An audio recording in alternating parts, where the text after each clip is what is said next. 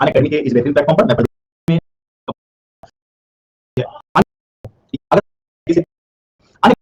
भी अगर आप एक कोर्स है कुछ करना होगा पीके जिसमें आपको क्या है और ये सब्सक्रिप्शन का बनाते हुए आ रहे हैं ना, मैं एकदम शुरू से मैं कर रहा हूं, कोई प्रॉब्लम हम लोग जो होता है किसके बारे में देख रहे थे, आप लोग सभी लोग जुड़िएगा साथ में और नोट्स जरूर बनाइएगा। जितने भी बच्चे शुरू से नोट्स बनाते हुए आ रहे हैं ना, वो बच्चे लाइव में जितना देखें उतना आप लोग के लिए बेनिफिशियल होगा। हम लोग किसके बारे में देख रहे थे, मौर्य साम्राज्य के बारे में पढ़ रहे थे। किसके बारे में पढ़ रहे थे, तो मौर्य साम्राज्य के बारे में पढ़ रहे थे। और मौर्य साम्राज्य में हम लोगों के द्वारा एक पॉइंट्स तो कंप्लीट किया जा चुका है, चंद्रगुप्त मौर्य। चंद्रगुप्त मौर्य, तो चंद्रगुप्त मौर्य से संबंधित जितने भी क्वेश्चन हो सकते हैं वो सारे के सारे क्वेश्चन हम लोगों के द्वारा कंप्लीट कराया जा चुका है। अभी हम लोग किसके बारे में यहाँ पर स्टार्ट करने वाले हैं, अभी जो हम लोग स्टार्ट करने वाले हैं वो हम लोग स्टार्ट करेंगे बिंदुसार से। किससे हम लोग करने वाले हैं, तो बिंदुसार से। अगर हम लोग बिंदुसार देखें तो बिंदुसार का अलग अलग किताबों में अलग अलग नाम से भी इनको जाना जाता है। एक तो बिंदुसार कहा जाता है, दूसरा इनको अमित्र चेटक के नाम से भी जाना जाता है।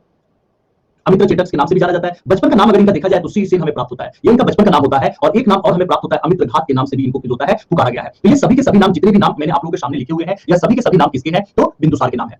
आपको मैं एक और जानकारी के लिए बता दूं कि जो चंद्रगुप्त मौर्य थे, तो ऐसे शादियां तो इनकी बहुत सारी हुई थी। ये जो चंद्रगुप्त मौर्य थे, शादी ऐसा थोड़ा था कि उस समय के जो राजा होते थे, अभी के समय के अकॉर्डिंग एक ही शादी करके थोड़े जाते थे, शादी बहुत ज्यादा कर लेते थे। इनकी एक पत्नी थी जिनका नाम क्या था, दुर्घरा, ये नाम था। तो इनकी एक शादी जो दुर्घरा के साथ हुआ था, इन्हीं से जिस बच्चे का जन्म हुआ, इन्हीं से जिस बच्चे का जन्म हुआ, उनका हुआ कौन से होते हैं, बिंदुसार। कौन से हैं, बिंदुसार है।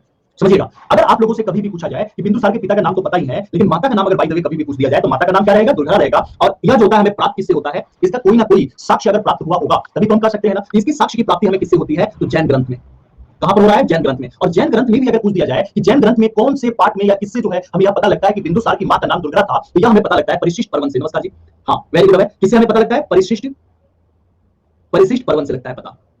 तो परिशिष्ट पर्वन के द्वारा हमें यह पता लगता है बिंदुसार के मां और बाप के बारे में पता लग जाता है। अब मैं आप लोगों से क्वेश्चन पूछना चाहूंगा, ठीक है ना, अमित्र घाट एक क्वेश्चन पूछना चाहूंगा कि ये जो परिशिष्ट पर्वन मेरे द्वारा लिखा गया है, यह परिशिष्ट पर्वन लिखा किसने था, जल्दी से आप लोग। Very good Sikandar Priyambara, very good Deepti, आप सभी का जो होता है यहाँ पर सही है। किसके द्वारा लिखा गया, शायद आप लोग इंतजार ही कर रहे थे, मेरे पूछने से पहले आप लोग का कमेंट आना शुरू हो गया था। हेमचंद्र के द्वारा। किसके द्वारा लिखा गया था, हेमचंद्र के द्वारा लिखा गया था। जो ये बिंदुसार है, बिंदुसार के बचपन का क्या नाम था, तो सी सेन। अगर आप लोगों को कहीं भी लिखा हुआ मिल जाए तो आप समझ जाइएगा कि सी सेन भी किसका नाम होता है, तो बिंदुसार का ही नाम होता है। और इनके नाम का अर्थ क्या होता है, इनके नाम का अर्थ होता है शत्रुओं का नाश करने वाला, शत्रुओं का नाश करने वाला। तो ये हम लोगों ने देखा इनके मां बाप के नाम को लेकर। अब यहाँ पर अगर हम लोग यूनानी ग्रंथों को अगर थोड़ा बहुत पढ़ते हैं, यूनानी ग्रंथों को अगर हम लोग पढ़ते हैं, तो यूनानी ग्रंथों में इसी बिंदुसार को अलग अलग नामों से पुकारा गया है। और कौन कौन से नाम से पुकारा गया है, तो अमित्र चेटस यूनानी ग्रंथ में कहा गया है बिंदुसार को। दूसरा नाम अगर देखा जाए अमित्र केटस, ये नाम थोड़ा बहुत आप लोगों को अजीब लगेगा लेकिन उतना भी खराब नहीं है, अमित्र चेटक, और यहाँ पर अमित्र केटस ये नाम। तीसरा नाम अगर देखा जाए तो अमित्रोकेडिस, अमित्रोकेडिस, यह भी यूनानी ग्रंथ में मिलता है। या एक और नाम हमें यहाँ पर मिल जाता है अमित्र केटे, अमित्र केटे। तो अमित्र केटे के नाम से भी हमें प्राप्त होते हैं, यही है आपके यूनानी ग्रंथों में पता लगता है। अगर हम लोग एस्ट्रोगो को देखें, क्योंकि कभी-कभी पेपर में ऐसे करके पूछ देता है, आपके नेट का भी तैयारी कर रहे हैं, हिस्ट्री में किसी भी चीज का, कोई भी कंपटीशन का अगर आप तैयारी कर रहे हैं और मेरी क्लासेस अगर आप लोग देख रहे हैं, तो आई थिंक मुझे जहां तक लगेगा कि आप लोग को एक्स्ट्रा कुछ भी पढ़ने की आवश्यकता नहीं होगी। तो एस्ट्रेगो जो है इनको किस नाम से पुकारता है, तो जो एस्ट्रेगो है इनको अलेक्ट्रोकेटस कहता है। किस नाम से, अलेक्ट्रोकेटस के नाम से। और जो वायु पुराण है, जो वायु पुराण है, तो वायु पुराण में किस नाम से इनको पुकारा गया है, तो भद्रासार के नाम से पुकारा गया है। ये इनका नाम है। ये जितना भी पॉइंट्स मैंने लिखा हुआ है, यह बिंदुसार का प्राप्त होने वाला नाम है। ठीक है, आपसे कभी भी पूछा जाए, हाँ आपसे कभी भी पूछा जाए कि यूनानी ग्रंथों में या एस्ट्रोगो क्या कहता है या वायु पुराण में कौन कौन से नाम की प्राप्ति होती है, बस एक एक बार आप देख लोगे, आपकी नजर से अगर ये गुजर जाएगा तो आप जरूर बता सकते हो कि किसमें कौन कौन से नाम से इनको पुकारा गया है। ठीक है, अब हम लोग आते हैं अपने एक प्रमुख विद्रोह के बारे में। और वह विद्रोह कौन सा था, तक्षशिला का विद्रोह। कौन सा था, तक्षशिला का, या तक्षशिला में विद्रोह।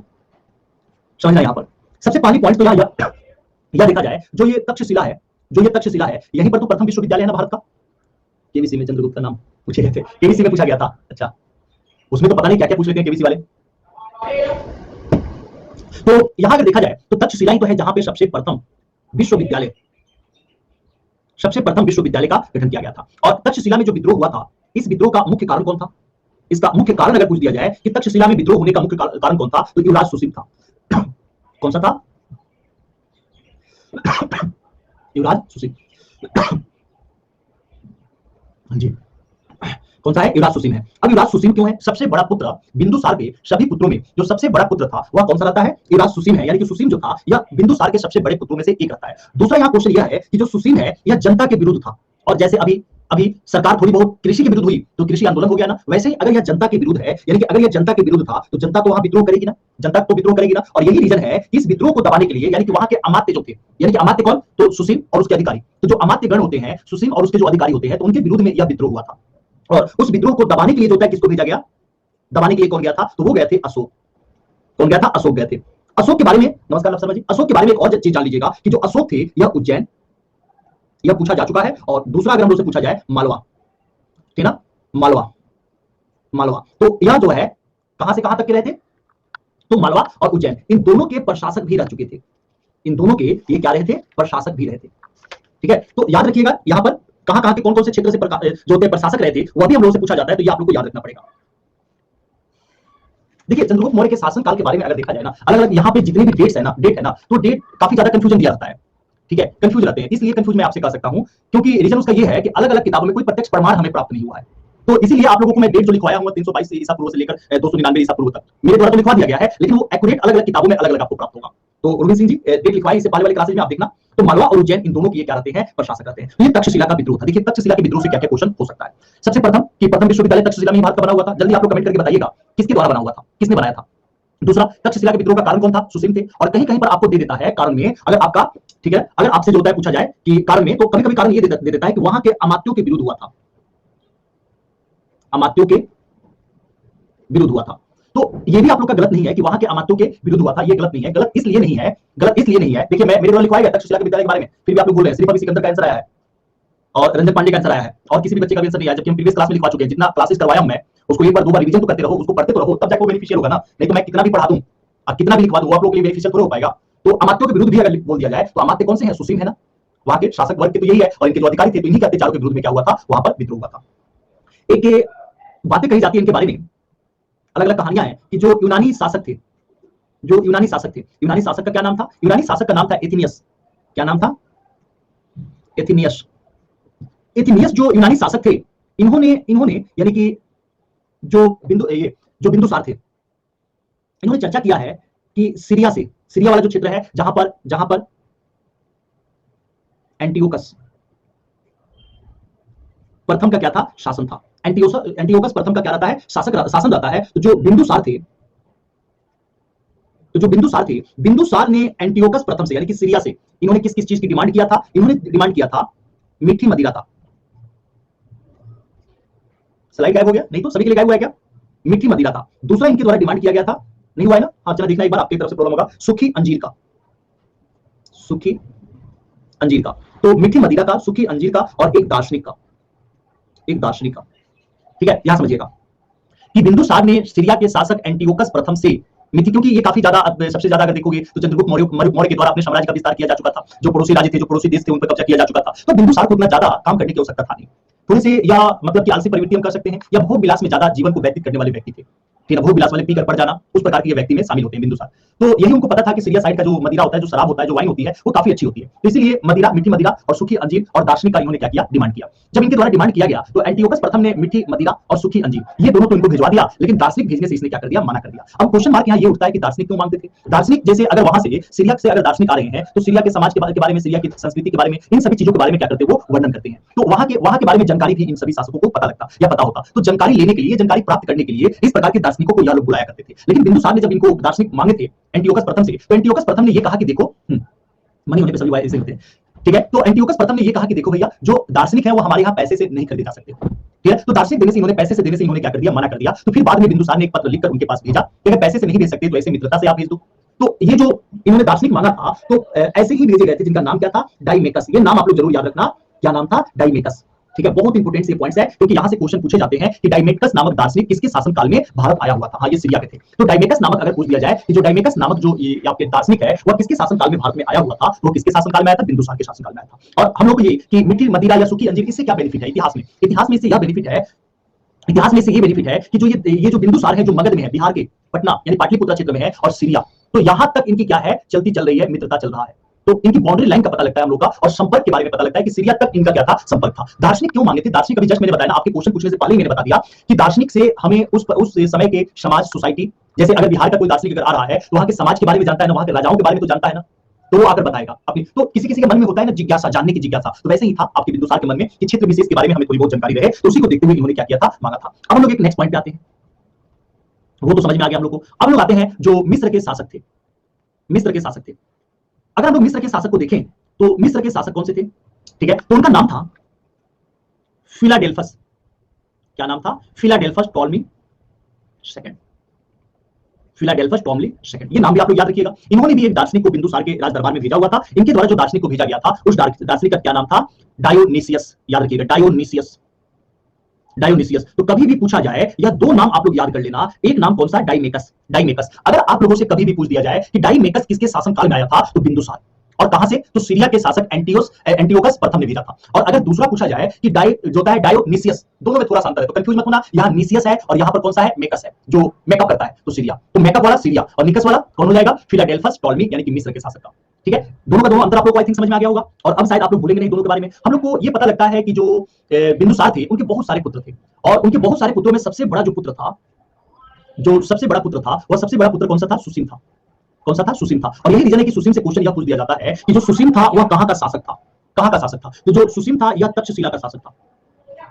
कहां का शासक था, तो यह तक्षशिला का शासक था, याद रहेगा। और जो ये अशोक है, यह जो अशोक है, यह अशोक कहां के हैं, तो अशोक दो जगहों के प्रशासक रहे हैं, एक तो उज्जैन, अभी जस्ट मैंने बताया था, एक तो उज्जैन, और दूसरा मैंने आप लोगों को बताया था मालवा।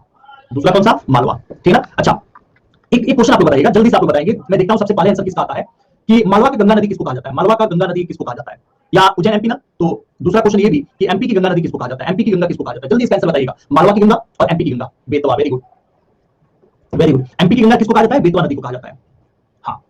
और अगर पूछा जाए मालवा की गंगा किसको कहा जाता है, तो शिप्रा नदी को कहा जाता है, याद रखिएगा, मालवा की गंगा तो शिप्रा नदी को, और जो एमपी की गंगा है वो किसको, बेतवा नदी को कहा जाता है। तो एक्स्ट्रा पॉइंट हुआ, आप लोग को याद हो जाएगा कि अशोक यहाँ पर क्या थे, शासक थे। दो बच्चों ने आंसर दिया, टिया और रंजन पांडे ने भी, बाकी चुपचाप होकर केवल दिख रहे हैं ना, याद ही किया करो।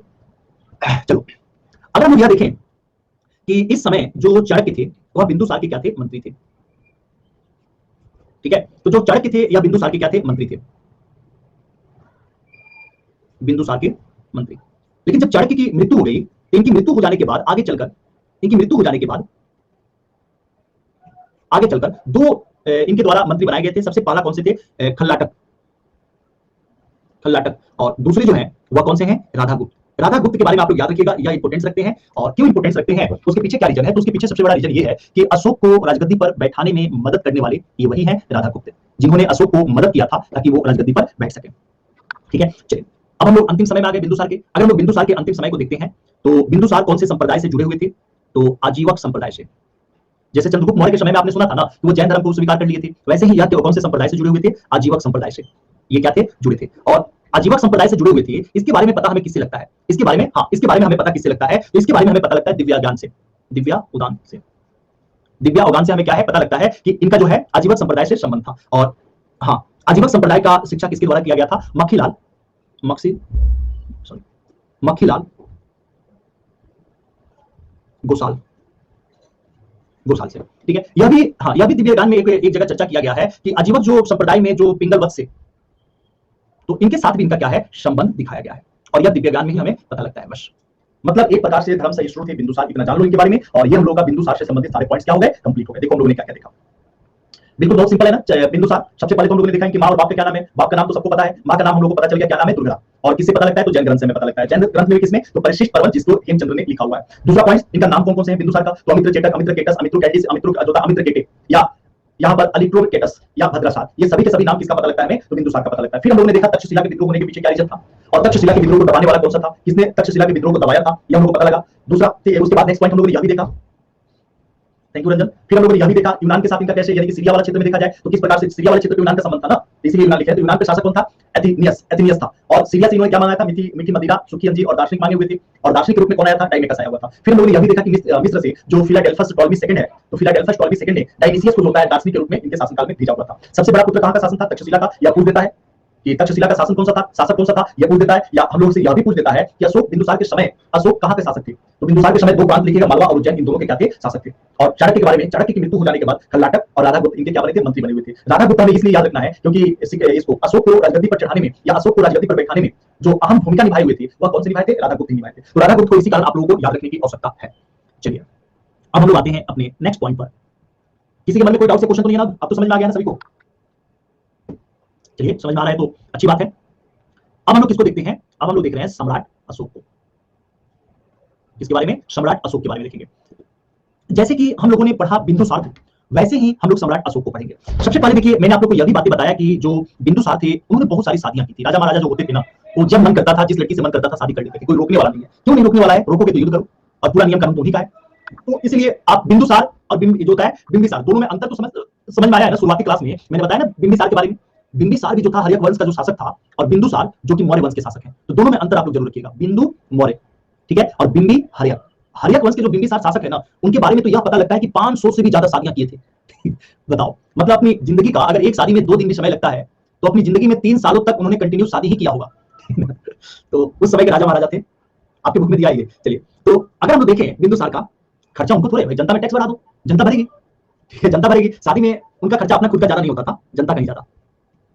तो हम लोग देखते हैं बिंदुसार को, बिंदुसार को, और इनकी शादी हुई थी जिसका नाम था एक शुभदांगरी, इनके साथ हुआ था, ठीक है। तो इनके इनके द्वारा किसका जन्म हुआ था? अशोक का। किसका जन्म हुआ था? अशोक का। तो ये दो महा बिंबिसार का, ये दो नाम आप लोग याद रखिएगा, बिंदुसार और शुभदांगरी का शादी, इन दोनों में शादी होने के परिणाम स्वरूप किसका हुआ था? अशोक का जन्म हुआ था, ठीक है। अशोक के बारे में अगर देखा जाए तो अशोक की जो शादी हुई थी, अगर इनकी शादी का देखा जाए तो इनकी सबसे प्रथम जो शादी हुई थी ना, इसके बारे में वर्णन मिलता है कि अशोक की सबसे प्रथम जो शादी हुई जाती है, उनका नाम क्या था? देवी। नाम देवी था, ठीक है ना? नाम क्या था? देवी था। और ये देवी थी कहां से? तो जो बिशप थे, जो बिशप, तो बिशप के सृष्टि की क्या थी? ये पुत्री थी। ये दोनों जंगल में मिले हुए थे, ये शिकार करने के लिए गए हुए थे, और ये भी शिकार करने आई हुई थी। दोनों ने एक दूसरे का शिकार कर लिया, ठीक है। बाकी हाँ, अगर देखा जाए इन दोनों के उपरांत अशोक का, देवी का, या अब ये यहाँ पर क्लियर नहीं करता है। किताबें मैंने भी 3-4 किताबें पढ़ी, 3-4 किताबों में क्लियर नहीं किया कि अशोक और देवी के ही जो पुत्र हुए या अलग अलग जो पुत्र है, लेकिन अशोक के वो सभी के सभी क्या थे? पुत्र थे। उन सभी पुत्रों का नाम मैं आप लोग के सामने लिख दे रहा हूँ। एक का नाम था तोवर, दूसरे का नाम था कुणाल, तीसरे का नाम था आलोक, चौथे का नाम अगर देखते हैं तो महेंद्र, फिर अगर हम लोग देखते हैं तो संघमित्रा। ये दो नाम आप लोग बहुत अच्छे तरीके से याद किए होंगे, ठीक है ना। फिर अगर हम लोग देखते हैं तो एक और इनके है जिनका नाम क्या है? चारुमित्रा। चारुमित्रा, ठीक है। तो अच्छा, इनकी एक और पत्नी के बारे में चर्चा मिलता है। इनकी एक और पत्नी है जिनके बारे में चर्चा मिला हुआ है, और उस पत्नी का क्या नाम है? तुसर सीता, ठीक है, तुसर सीता। ये पता लगता है। और ये बताने वाला कौन सा है? तो ये बताने वाला है दिव्या अवदान। अवदान, तो दिव्या अवदान से हमें यह पता लगता है कि तुसर सीता जो है यह इनकी क्या थी? पत्नी थी। और ये सभी जो नाम मेरे द्वारा लिखा गया है, यह सभी के सभी नाम इनके क्या है? पुत्रों के नाम है। तोवर, कुणाल, आलोक, महेंद्र, चारुमित्रा, संघमित्रा, ये इन लोगों के इनके पुत्रों के नाम है। चलिए, अब हम लोग को इनके बारे में यह जानना है कि इनके द्वारा कौन कौन सी उपाधि ली गई। उपाधियों के बारे में हम लोग एक बार देख लेते हैं, क्योंकि इनके बारे में, अशोक के बारे में थोड़ा सा ज्यादा बड़ा टॉपिक है ये, तो अच्छे तरीके से हम लोग कवर भी करेंगे। उपाधियों के बारे में अगर हम लोग देखें तो अभिलेख है। अभिलेख है। अभिलेखों में एक अभिलेख कौन सा है? अभिलेख क्या होता है? तो पत्थर का एक प्रकार से इसे नमूना होता है, पत्थर का, जिस पर इन लोगों के द्वारा आदेश दिया गया होता है, कुछ लिखा गया रहता है। अभी भी आप देखते हैं ना, शिलालेख बनवाए जाते हैं, जो कोई भी विधायक है या मंत्री है, जब अपने फंड से वह रोड का निर्माण कराते हैं तो सामने ही लिख दिया जाता है। वही एक प्रकार से क्या हो गया? अभिलेख का टाइप हो गया। तो अभिलेखों में इनका नाम क्या प्राप्त होता है? दिव्यांग प्रिय प्राप्त होता है, दीवाना प्रिय जो प्राप्त होता है, ठीक है, अभिलेखों में। वही एक अभिलेख हमें प्राप्त होता है भाबरू का। और जल्दी से आप लोग बताइएगा कि भाबरू अभिलेख है कहां पर, कौन से प्रदेश में है? अगर हम लोग भाबरू अभिलेख को देखें, ठीक है, अगर हम लोग भाबरू अभिलेख को देखते हैं तो भाबरू अभिलेख में किस नाम से हमें प्राप्त होते हैं? नहीं, द्वितीय अंक में नहीं है। भाबरू जल्दी बताइए। हाँ, घर के बाहर प्लेट में भी जो हम लोग लिखते हैं, प्लॉट में भी जो हम लोग लिखते हैं, उसमें भी है। तो उनका नाम क्या है? प्रियदर्शी। गुजरात, ये भी गलत है, द्वितीय। और दूसरा एक और नाम भाबरू में हमें प्राप्त होता है, प्रियदासी। तो उज्जैन गलत है, यमला। याद रखिएगा, प्रियदर्शी या प्रियदासी। तो ये नाम हमें प्राप्त होता है भाबरू अभिलेख से। और भाबरू अभिलेख है कहां पर? तो ये है राजस्थान में। कहां पर है? राजस्थान में। याद रख लीजिएगा आप इसको कि कहां से हमें प्राप्त होता है। तीसरा अगर हम लोग देखते हैं मास्की का, मास्की वाला भी इंपोर्टेंस है। तो मास्की का अगर हम लोग अभिलेख देखते हैं, अगर हम लोग मास्की का अभिलेख देखते हैं तो मास्की में जो लिखा गया ना, कौन से अभिलेख से संबंधित है समझिएगा, यह बुद्ध शाक्य से संबंधित है। किससे है? तो यह बुद्ध शाक्य से संबंधित है। और दूसरा जो मास्की का अभिलेख है, इसी में अशोक नाम प्राप्त होता है। अशोक नाम हमें देखने को मिलता है, या अशोक नाम प्राप्त होता है। तो याद रख लेना हमेशा अपने माइंड पर, कभी भी पूछा जाए अगर कि कौन से अभिलेख में अशोक नाम से वर्णन किया गया है, तो वह अभिलेख कौन सा है? तो वह है मास्की का। कौन सा है? मास्की का अभिलेख, याद रहेगा ना। नेक्स्ट अगर हम लोग यह देखते हैं कि जो पुराण है, तो पुराणों में इनको किस नाम से पुकारा गया है? इनको बोला गया है अशोक वर्धन के नाम से। किस नाम से पुकारा गया है? अशोक वर्धन के नाम से पुकारा गया है। अच्छा, अगर मैं आपसे पूछता हूं कालसी, कालसी अभिलेख, तो कालसी अभिलेख में भी सम्राट अशोक के बारे में चर्चा मिलता है। आप लोग जल्दी बताना कि कालसी अभिलेख है कहां पर? कालसी अभिलेख है कहां पर? कोई बात नहीं पता है तो याद रखिएगा, यूके में है। गलत है रंजन? कहां पर है? यूके में है, उत्तराखंड में है। यूनाइटेड किंगडम आप मत सोचना, भारत की बातें हो रही है। तो कहां पर ये? यूके में है, यानी कि उत्तराखंड में है। अशोक की पत्नियों के बारे में अगर हम लोग देखें अशोक की पत्नी। तो अशोक की पत्नी या पत्नियां तो कौन कौन सी हमें प्राप्त होती है? असंग मित्रा या असंगी मित्रा नाम है इनका, असंगी मित्रा इनकी पत्नी का नाम है। दूसरा अगर देखा जाए महादेवी, महादेवी। तीसरा अगर देखा जाए पद्मावती, ये अलाउद्दीन खिलजी वाली नहीं, जो रतन सिंह की वाइफ थी ना, वो नहीं, ठीक है। और इसके बाद अगर देखा जाए तो तीसर तीसर सीता, ये इनकी क्या है? प्रमुख पत्नियों में के बारे में पता लगता है। और एक हमें यह भी पता लगा हुआ है सिंहली अनुश्रुति से, सिंहली अनुश्रुति के अनुसार जो सम्राट अशोक थे, तो सम्राट अशोक ने अपने 99 भाइयों की हत्या करके, सानिया जी हेलो, फिर 99 भाइयों की हत्या करके राजगद्दी को हथियाया था, राजगद्दी को लिया था। अब क्वेश्चन मार्क यहाँ पर आपके और हमारे सामने यही आता है कि क्या यह पॉइंट गलत है या सही है? क्या 99 भाइयों को इन्होंने हत्या करके राजगद्दी को लिया था या नहीं लिया था? अब क्वेश्चन मार्क यही है। गुड मॉर्निंग जी, संस्कार जी, लिया था या नहीं लिया था?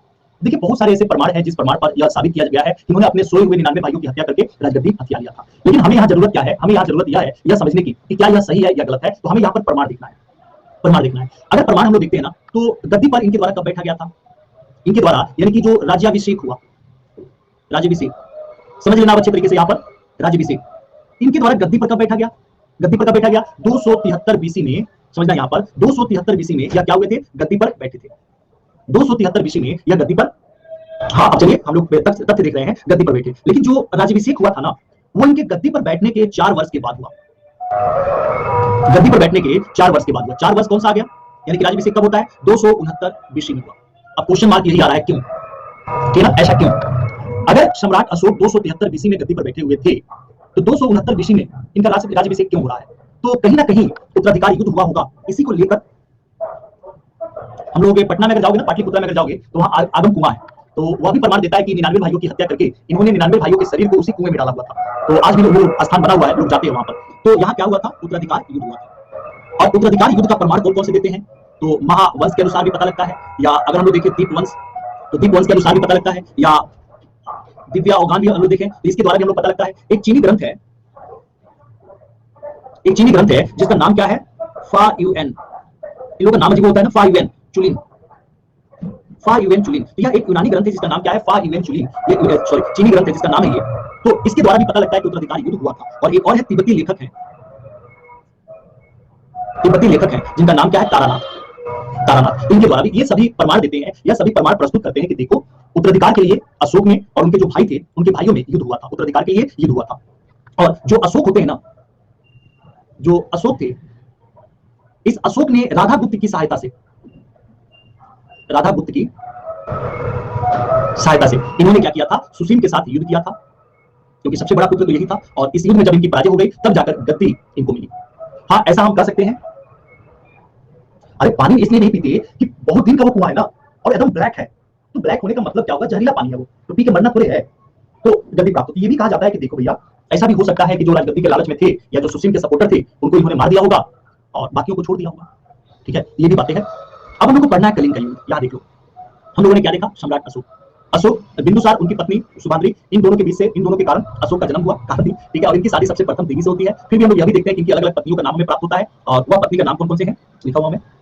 हाँ, असंगी मित्रा, महादेवी, पद्मावती और तीसरा जो है सीता, ये इनकी पत्नी का नाम है। फिर हम लोग यह भी देखते हैं कि इनके द्वारा कौन कौन से बेटे थे या बेटियां, या इनके पुत्रों के बारे में हमें पता लगता है। फिर उपाधियों के बारे में हम लोग के द्वारा देखा गया कि ये सभी इनके द्वारा प्राप्त की गई उपाधि है। पुराणों में इनको किस नाम से पुकारा गया है। और फिर हम लोगों ने यह भी देखा कि अशोक ने अपने 99 भाइयों की हत्या किया था। ये किससे पता लगता है? तो पता सिंहली अनुश्रुति के अनुसार पता लगता है, लेकिन उसमें और भी कारक हैं। उत्तराधिकार के लिए युद्ध के लिए महावंश, दीपवंश, दिव्या अवगान, चीनी ग्रंथ, तिब्बती लेखक, इन सभी का शामिल है। और राधा गुप्त की सहायता से अशोक ने सुसीम की हत्या करके राजगद्दी प्राप्त किया था। ये तो कलयुग का ही पाठ है ना, ये तो कलयुग का ही पाठ है, ये कलयुग की शुरुआत था। हाँ, क्योंकि हमारे ग्रंथों में कहा गया है कि 4 युग है कलयुग का, और उसमें से अभी मात्र 2000 में हम लोग आए ना, तो 2000 यानी कि 2000 साल बीत गया है, 4000 साल का ये टोटल है। संघमित्रा पुत्री थी इनकी, पुत्री थी। तो आई थिंक समझ में आ चुका है। हम लोग सेकंड क्लास में आते हैं, तो सेकंड क्लास में इसके बाद हम लोग पढ़ेंगे। जाने से पहले आप लोग को एक लाइक करने का ऑप्शन मिलेगा। तो आप लोग को ये क्लास अच्छा लग रहा है, चाहते हैं कि क्लास को मैं फुल एंड फाइनल प्राचीन को यहीं पे कंप्लीट कर दूं, तो क्लास